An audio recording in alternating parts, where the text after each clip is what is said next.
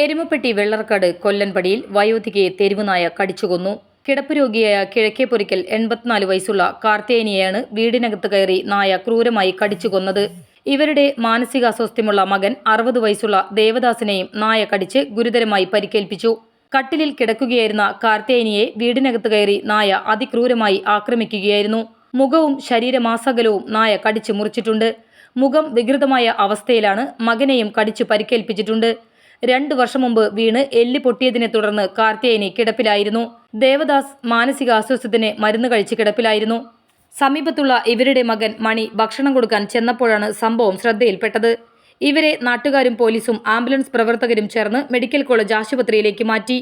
നായ വേറെ ആളുകളെയും വളർത്തുനായ്ക്കളെയും കടിച്ചിട്ടുണ്ട്. വയോധികയെ ആക്രമിച്ച് മരണത്തിന് കാരണമായ തെരുവുനായയെ അധികൃതർ പിടികൂടി. കടങ്ങോട് പഞ്ചായത്ത് അധികൃതർ നിയോഗിച്ച വന്യജീവി സംരക്ഷകനാണ് നായയെ പിടികൂടിയത്.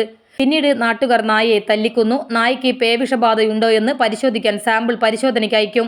നായയുടെ കടിയേറ്റ 3 നാട്ടുകാരെ ആശുപത്രിയിൽ പ്രവേശിപ്പിച്ച് പ്രതിരോധ കുത്തിവെപ്പ് നൽകി.